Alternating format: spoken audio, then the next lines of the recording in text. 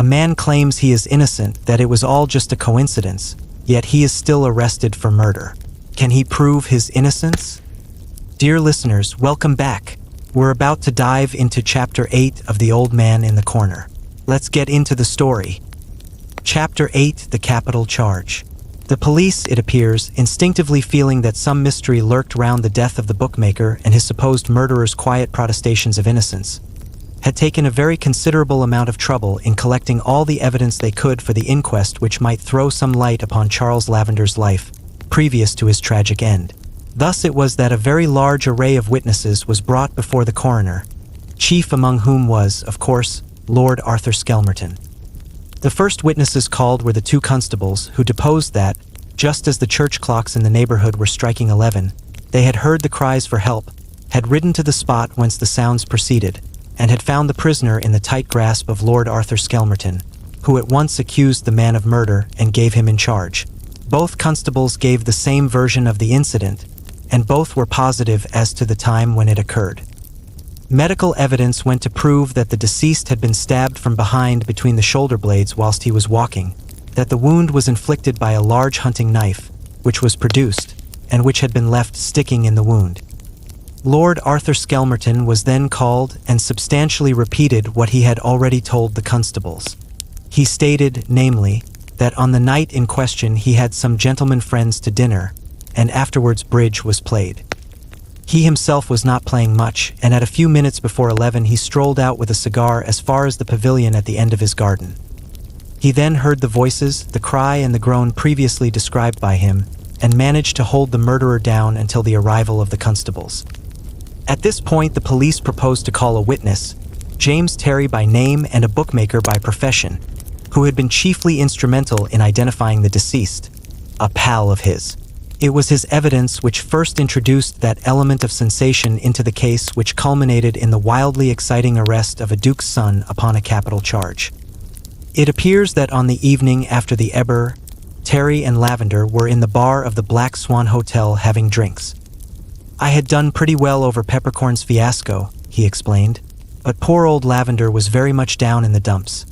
He had held only a few very small bets against the favorite, and the rest of the day had been a poor one with him. I asked him if he had any bets with the owner of Peppercorn, and he told me that he only held one for less than £500. I laughed and said that if he held one for £5,000 it would make no difference, as from what I had heard from the other fellows, Lord Arthur Skelmerton must be about stumped. Lavender seemed terribly put out at this, and swore he would get that £500 out of Lord Arthur, if no one else got another penny from him. "It's the only money I've made today," he says to me. "I mean to get it." "You won't," I says. "I will," he says. "You will have to look pretty sharp about it then," I says, "for everyone will be wanting to get something and first come first served." "Oh, he'll serve me right enough, never you mind," says Lavender to me with a laugh.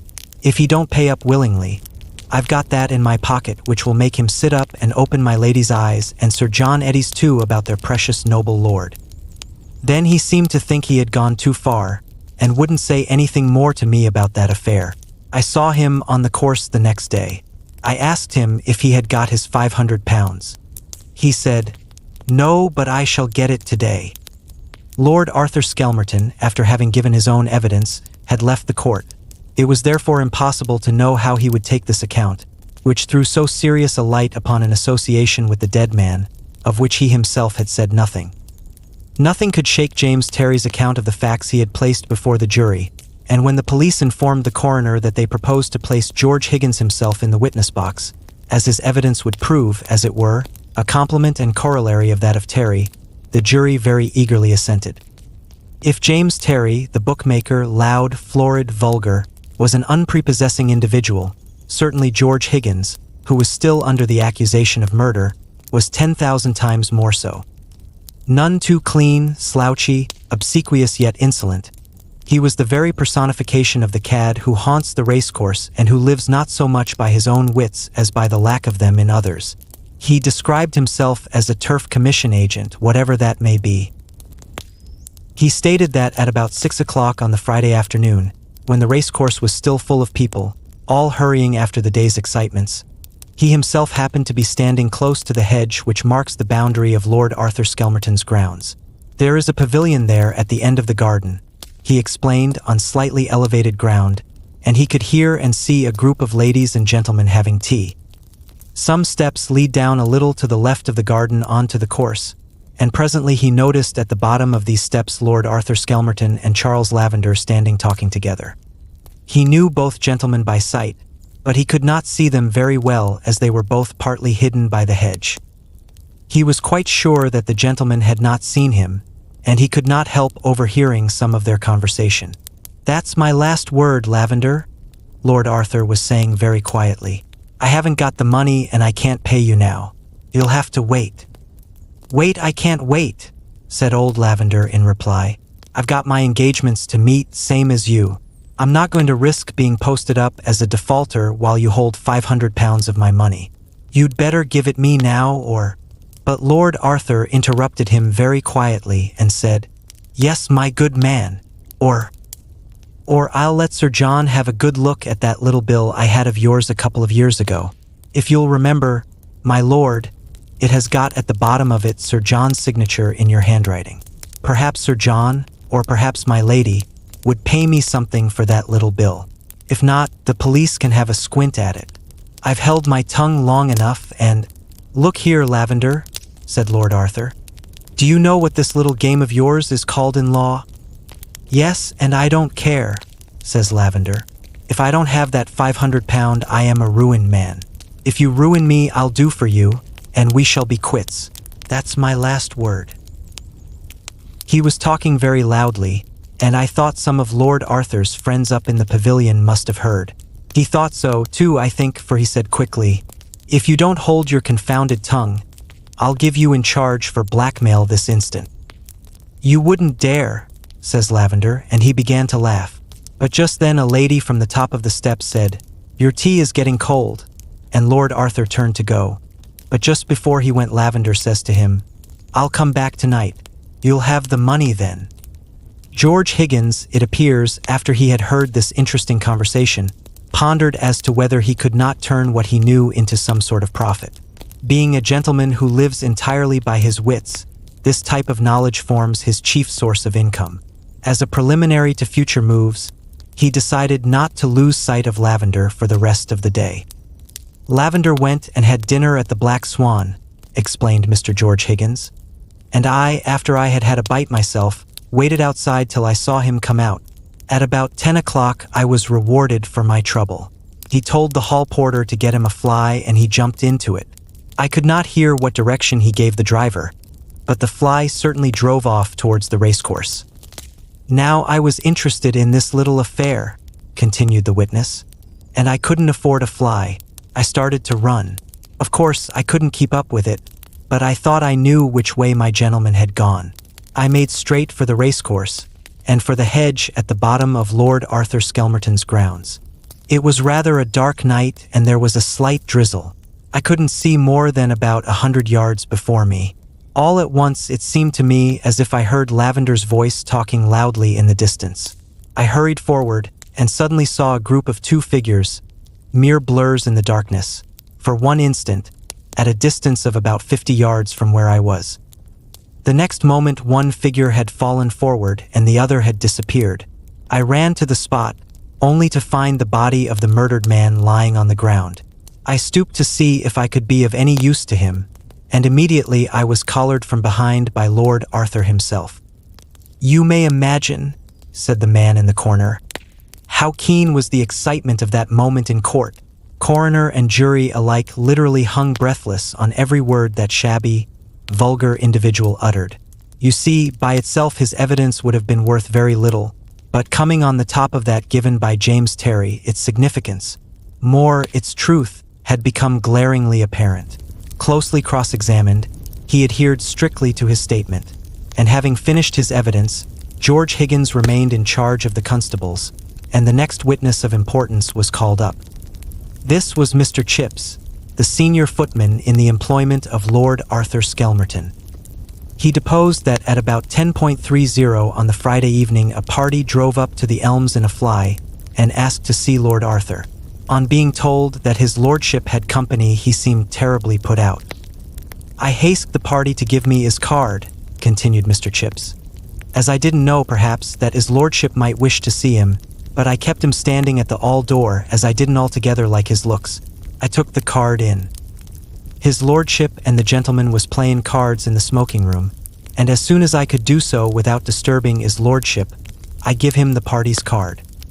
"What name was there on the card?" here interrupted the coroner. "I couldn't say now, sir," replied Mr. Chips. "I don't really remember. It was a name I had never seen before, but I see so many visiting cards one way and the other in his lordship's, all that I can't remember all the names." "Then after a few minutes waiting, you gave his lordship the card? What happened then?" "His lordship didn't seem at all pleased," said Mr. Chips with much guarded dignity. "But finally he said, 'Show him into the library, Chips. I'll see him,' and he got up from the card table, saying to the gentleman, 'Go on without me. I'll be back in a minute or two.' I was about to open the door for his lordship when my lady came into the room, and then his lordship suddenly changed his mind and said to me, 'Tell that man I'm busy and can't see him,' and he sat down again at the card table. I went back to the hall and told the party his lordship wouldn't see him. He said, 'Oh, it doesn't matter,' and went away quite quiet like."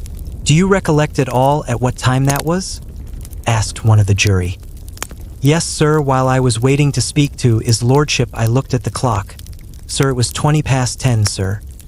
There was one more significant fact in connection with the case, which tended still more to excite the curiosity of the public at the time, and still further to bewilder the police later on, and that fact was mentioned by Chips in his evidence.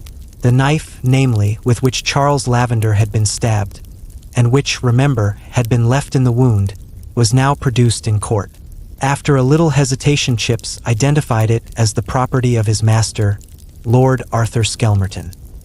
Can you wonder, then, that the jury absolutely refused to bring in a verdict against George Higgins? There was really, beyond Lord Arthur Skelmerton's testimony, not one particle of evidence against him, whilst, as the day wore on and witness after witness was called up, suspicion ripened in the minds of all those present that the murderer could be no other than Lord Arthur Skelmerton himself. The knife was, of course, the strongest piece of circumstantial evidence, and no doubt the police hoped to collect a great deal more now that they held a clue in their hands. Directly after the verdict, therefore, which was guardedly directed against some person unknown, the police obtained a warrant and later on arrested Lord Arthur in his own house. The sensation, of course, was tremendous. Hours before he was brought up before the magistrate, the approach to the court was thronged. His friends, mostly ladies, were all eager, you see, to watch the dashing society man in so terrible a position. There was universal sympathy for Lady Arthur, who was in a very precarious state of health. Her worship of her worthless husband was well known. Small wonder that his final and awful misdeed had practically broken her heart. The latest bulletin issued just after his arrest stated that her ladyship was not expected to live. She was then in a comatose condition, and all hope had perforce to be abandoned. At last the prisoner was brought in. He looked very pale, perhaps, but otherwise kept up the bearing of a high-bred gentleman. He was accompanied by his solicitor, Sir Marmaduke Ingersoll, who was evidently talking to him in quiet, reassuring tones. Mr. Buchanan prosecuted for the Treasury, and certainly his indictment was terrific. According to him, but one decision could be arrived at, namely, that the accused in the dock had, in a moment of passion, and perhaps of fear, killed the blackmailer who threatened him with disclosures which might forever have ruined him socially, and having committed the deed and fearing its consequences, probably realizing that the patrolling constables might catch sight of his retreating figure, he had availed himself of George Higgins's presence on the spot to loudly accuse him of the murder. Having concluded his able speech, Mr. Buchanan called his witnesses, and the evidence, which on second hearing seemed more damning than ever, was all gone through again. Sir Marmaduke had no question to ask of the witnesses for the prosecution. He stared at them placidly through his gold-rimmed spectacles. Then he was ready to call his own for the defense. Colonel Mackintosh, R.A., was the first. He was present at the bachelor's party given by Lord Arthur the night of the murder. His evidence tended at first to corroborate that of Chips the footman with regard to Lord Arthur's orders to show the visitor into the library, and his counter-order as soon as his wife came into the room. "Did you not think it strange, Colonel?" asked Mr. Buchanan, "that Lord Arthur should so suddenly have changed his mind about seeing his visitor?" "Well, not exactly strange," said the Colonel, a fine, manly, soldierly figure who looked curiously out of his element in the witness box. "I don't think that it is a very rare occurrence for racing men to have certain acquaintances whom they would not wish their wives to know anything about." "Then it did not strike you that Lord Arthur Skelmerton had some reason for not wishing his wife to know of that particular visitor's presence in his house?" "I don't think that I gave the matter the slightest serious consideration," was the Colonel's guarded reply. Mr. Buchanan did not press the point, and allowed the witness to conclude his statements. "I had finished my turn at bridge," he said, "and went out into the garden to smoke a cigar. Lord Arthur Skelmerton joined me a few minutes later, and we were sitting in the pavilion when I heard a loud and, as I thought, threatening voice from the other side of the hedge. I did not catch the words, but Lord Arthur said to me, 'There seems to be a row down there. I'll go and have a look and see what it is.' I tried to dissuade him, and certainly made no attempt to follow him, but not more than half a minute could have elapsed before I heard a cry and a groan. Then Lord Arthur's footsteps hurrying down the wooden stairs which lead on to the racecourse. You may imagine," said the man in the corner, "what severe cross-examination the gallant colonel had to undergo in order that his assertions might in some way be shaken by the prosecution. But with military precision and frigid calm, he repeated his important statements amidst a general silence, through which you could have heard the proverbial pin. He had heard the threatening voice while sitting with Lord Arthur Skelmerton. Then came the cry and groan, and after that Lord Arthur's steps down the stairs. He himself thought of following to see what had happened, but it was a very dark night and he did not know the grounds very well. While trying to find his way to the garden steps, he heard Lord Arthur's cry for help, the tramp of the patrolling constable's horses, and subsequently the whole scene between Lord Arthur, the man Higgins, and the constables. When he finally found his way to the stairs, Lord Arthur was returning in order to send a groom for police assistance. The witness stuck to his points as he had to his guns at Beckfontein a year ago. Nothing could shake him, and Sir Marmaduke looked triumphantly across at his opposing colleague. With the gallant colonel's statements, the edifice of the prosecution certainly began to collapse. You see, there was not a particle of evidence to show that the accused had met and spoken to the deceased after the latter's visit at the front door of the Elms. He told Chips that he wouldn't see the visitor, and Chips went into the hall directly and showed Lavender out the way he came. No assignation could have been made. No hint could have been given by the murdered man to Lord Arthur that he would go round to the back entrance and wish to see him there. Two other guests of Lord Arthur's swore positively that after Chips had announced the visitor, their host stayed at the card table until 11:15, when evidently he went out to join Colonel Mackintosh in the garden. Sir Marmaduke's speech was clever in the extreme. Bit by bit he demolished that tower of strength, the case against the accused, basing his defense entirely upon the evidence of Lord Arthur Skelmerton's guests that night. Until 10:45 Lord Arthur was playing cards. A quarter of an hour later the police were on the scene, and the murder had been committed. In the meanwhile Colonel Mackintosh's evidence proved conclusively that the accused had been sitting with him, smoking a cigar. It was obvious, therefore, clear as daylight, concluded the great lawyer, that his client was entitled to a full discharge. Nay, more, he thought that the police should have been more careful before they harrowed up public feeling by arresting a high-born gentleman on such insufficient evidence as they had brought forward. The question of the knife remained certainly, but Sir Marmaduke passed over it with guarded eloquence, placing that strange question in the category of those inexplicable coincidences which tend to puzzle the ablest detectives, and cause them to commit such unpardonable blunders as the present one had been. After all, the footman may have been mistaken.